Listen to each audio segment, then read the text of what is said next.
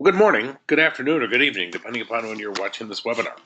Again, my name is Dave Nagel. I'm really excited to talk with my friends and colleagues in NYSSA School District.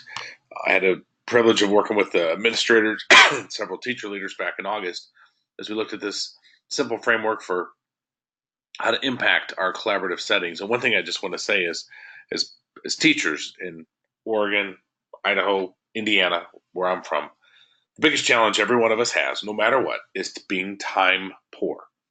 And so if we're going to come together and collaborate, and we're going to come together in a PLC meeting or whatever we're planning on calling it, if there's one thing that we should strive to do is how could we be more efficient with our time and be more effective? And so I'm hoping the ideas and concepts in this simple webinar and the framework that I'm providing everyone gives you that opportunity to think about that. And certainly I'm hoping there's also the perception that our collaborative structures aren't broken or need to be completely fixed, or that this model that I'm sharing with you can't be adapted to some degree. So you have a handout with you. I'm going to walk you through a few pieces. I'm going to encourage you a couple times to pause the recording and have a turn in process. And certainly at the very end, when I leave my email up, I'm looking forward to hearing more from everybody just on their thoughts on this collaborative expert team framework. So simple question is, are our PLCs having their greatest possible impact? Meaning, are they having the greatest possible impact on your learning as an adult and then transferring that to the students? And with rare exception, there isn't a school or a team in the United States or in the world who could say yes for sure. And it's interesting when we dig into the research around effective professional learning communities, when these four things are in place, we set goals, we have shared values, we get along with each other, and we have a collaborative culture. There's as much of a 36% variance in the quality of the classroom strategies and as much as an 85% variance in achievement. And my challenge and John Hattie's challenge to all of us would be, since that is happening, most teams have these, why aren't we seeing the type of achievement that we should see or the type of changes? And a lot of times it comes down to not having a set protocol or process to make sure as we're going through our goals and sharing our values and collaborating around what's most important, we haven't had the opportunity to do that. So what I call collaborative expertise teams, they're school or grade level or department, and often the common course teams. Now I know in NYSSA we're a smaller school district, so we have some singletons, or we have maybe a group of teachers that's in grades 3, 4, 5 that we all teach language arts. And while I understand while that's not the same, it's similar, but whatever as much as we can be alike, that examine and interpret student learning evidence from an assessment that we've put together that was focused on specific targets. And the model will help the analysis of the student data define the actions and steps and strategies moving forward. And one thing I want to share as we go through the process today, I'm going to encourage the teams to look for, because a lot of times we'll put students in different groups. There's the reds, there's the green, there's the yellows, there's the blues, and we could continue with the colors. The only reason why we should do that is if we can think considerably they need something different. And I would say most of the time, and obviously we've got some second language learners in our school district, so sometimes when we're applying those PSYOP strategies that we know we've had in place, sometimes two different groups might just need the same PSYOP strategy. Some just need it more. So we'll talk about that as we go through this webinar. But they're collaborative, they're structured, and they're scheduled. And the key is that they're structured. I'm going to guide us through just a little bit to consider how are we putting together an agenda and preparing for the meeting before we ever come together and sit down. And so a simple four-step process is that we'll start by charting and examining the evidence. Now, I want to stress student work and student assessment scores and data is a form of evidence, but also our exit tickets, also some of the student work samples that we've created from our quick formative assessments. The reason why we do that is to formulate inferences into student learning, to make sure we can make the most quality inference about what students are learning or any gaps that they have, and that will then determine the actions and strategies that we put in place. But as soon as we determine an action or strategy, we have to determine how will we know if it's working.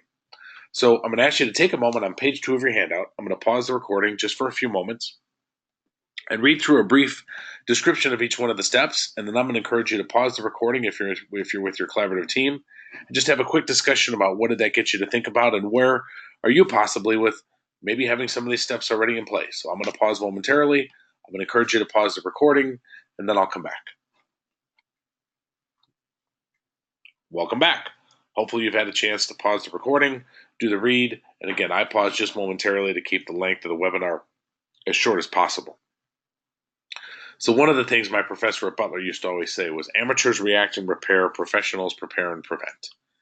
And one of the things that I think we could do a really good job of at being more efficient is having an agenda that goes out to the team prior to the actual meeting that kind of outlines here's our meeting time, and obviously this might not line up exactly with what our time frame is. I know we have some meetings on Wednesdays and sometimes on Mondays, but we're going to say, here's the general agenda that we're going to follow. So as we go into the meeting, we've got a plan. The other thing that I want to stress and emphasize is before we go into looking at any of our student work and making a determination that's going to determine our actions and strategies, we have to examine the assessment blueprint. What were the things that were in the assessment in terms of how many items do we have for certain skills? Could we even determine was this skill even assessed? And sometimes we can't do that. Sometimes we have maybe one question, or we have questions that would determine a student's reading comprehension, but not their analysis of text. We have questions that would assess their computation, but not their application of a math skill. And so one of the things that I've included in your handout are guiding questions for each step. And one of the things I want to stress is these questions will not all be used during each step of the meeting, but certainly they might help focus the conversation. And I think we all know it's very easy with a group of adults, whether we're talking about academics, politics, sports, or what we're going to have for lunch. It's really easy for us to get off topic. I'm hoping that these questions will help us stay on topic to some degree. So what data are we looking at? What was the design of the assessment? Was it open-ended? Was it more multiple choice? And how was the performance scored? So when we look at the score, we have an idea to know how was that helping us determine a level of mastery or a level of learning gap that might be in place. The most important action any collaborative team can do is to make quality inferences from the student evidence. This is the most important step. And one thing I want to stress is as you're going through the process, there'll be times when you complete all 4 steps, and other times you go through several steps and you try to do them well. If we don't make a quality inference, the strategies we're going to pick most likely aren't going to be aligned. And so I'm going to pause the recording for a minute. You've got the handout in front of you, and I'll leave these questions up. But I really want to ask you to have a discussion. Where are we right now when we think about when we're determining strategies? Before we've done that we really ask ourselves, what inferences could we make into student learning? I'm going to pause the recording like I did just a moment ago. I'll be back in just a few seconds on the timer. But I hope you pause the recording and have a discussion with the members of your team that you're with.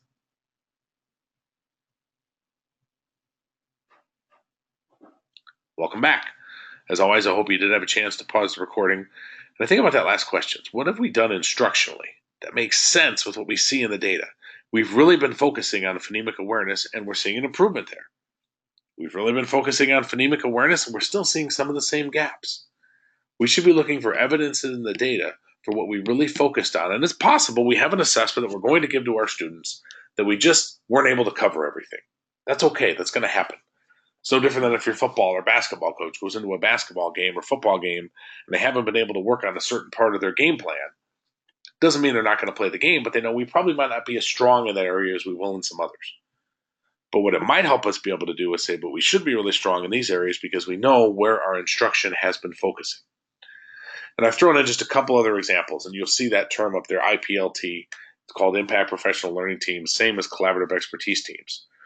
But sometimes there is the ability to put students in different groups. I want to stress that the default shouldn't be that we have 4 groups.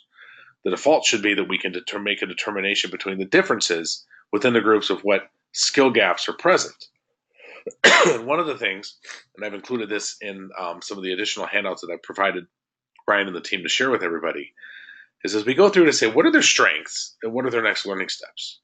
And often what you see here for the group that was emergent versus the ones that were close, the emergent next learning steps were actually the strengths of the ones that were close. There was a reason why they were scoring higher. It was because they could cite textual evidence and state the multiple central ideas. And the ones that weren't able to do that or weren't able to score as high, that's because that was their issue. So as we're making inferences from our student groups, very often there is a correlation between why one group or another has or hasn't reached a certain level. And so while initially it takes us a little bit of time as we're going through determining the inferences, I'm hoping what we see is this is something that we should be able to say, well, if this group is doing this and this group isn't scoring as high, is that the reason? And more often than not, that's a pretty good clue. And so I often say, when you're starting to make inferences into student learning, don't get too caught up in which group and which specific subgroup are you looking at, what are some general inferences, and then you can determine over time to kind of get to this level.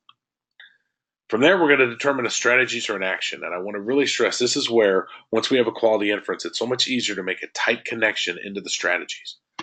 And a strategy, by definition, is a set of focused adult actions that are done to increase the cognition level of the learning of a student. And one thing I want to stress is very often I see strategies on groups that are working on their collaborative expertise team, and they'll say the strategy is the students will fill in the blank, write a paragraph, work on their essay, practice their math facts. That's not a strategy. That's an activity or an action, and that will be a part of it. But the strategy has to be something specific that the adults will do. And there's two kinds of strategies that a team will come up with. The first is the organizational, and that's not bad. How we're going to put kids in groups. We're going to put students in 3 practice groups. We're going to separate certain groups based on where they are at in terms of what PSYOP strategy they're going to get. We're going to have small group instruction for students who can't access a readily accessible text. That is just how we're going to organize them. On the left side are the actual adult actions. So it's not an either or, it's an and or. But I want to stress that sometimes we just come up with a strategy having it being the organizational strategy, and we haven't talked about, well, what are the adult actions that we're actually going to put in place to make sure that that happens. Here's an example of a progression of a group I was working with recently, similar to the evidence and data that you have in your case study that's actually in your handout. So what you have is one possible strategy is teachers will model a think aloud with a moderately complex text. Well, that's a good start. A better one would be we're going to model a think aloud at least 3 to 4 times per week for 10 to 15 minutes, and twice with a moderately complex text and once with a complex text. The point I am making is when we come up with a strategy, we should determine what is the minimum amount that we're going to execute. So we're going to say if you want to do it every day for 20 minutes, knock yourself out. But we're agreeing as a team to do it at least 3 times per week for 10 to 15 minutes. And what I like about this is nobody said you had to do it at a certain time or a certain day, because we have different things that happen in our classrooms, whether we're at the elementary and we have our reading and math blocks and things, or at the secondary level, we have passing periods and we have different class periods and we have different things going on during the week. But the reason why we do this is so that when we come back at our next meeting and we look at the student work, we don't confuse strategy didn't work with strategy didn't even happen. An even deeper level would be that we would dig into the learning progressions and the lexile level. And again, I'm not saying that this is exactly where our teams have to be every time we come up with a strategy, but I think you can see the difference here between how we would really implement that think aloud strategy and just saying we're going to do a think aloud. Because how we would develop and introduce that think aloud to the student, there has to be something around the text they're going to use. So imagine if now we said, okay, so Dave is going to come up with a moderate complex text, and Ryan's going to come up with a complex text, and another member of our team is going to come up with another one, and we're going to share those with each other in the next couple of days. So we all don't have to come up with everything. We can divide and conquer, but now we can be so much more intentional with how that strategy will be executed. Then the last step is we've come up with a strategy. We have to determine how will we know if it's working? Where will we possibly put the stopgap to be able to say, okay, we've been doing this strategy for a certain period of time. Where are we going to check to determine, hey, strategy is working, let's keep doing it, or might need to pause for a minute. And I'll leave this one up for just a few minutes, and I'm going to go ahead and pause the script, or a few moments. I'm going to pause the recording again. But what you can see here is as we're coming up with a strategy, what indicators would we see with different groups? For one group, they're adding they're using the comparison matrix and they're digging deeper into their literature circles. For another group, they're just reading more fluently. They're having better comprehension. So my movement is for my bottom emergent students is saying, hey, they are at least moving in the right direction. They are not ready to model during the literature circles. That's not where they are yet. Hopefully that's the goal down the road. But they're never going to do that if they don't start reading a little bit more fluently with some better comprehension.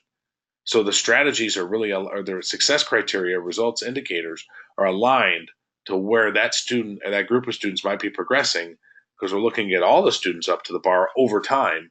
They're not all going to get there at the same time. So just like before, I'm going to pause the recording, take a moment, have a quick reflection with your team, and I'll be back in just a few moments and we'll wrap up the webinar.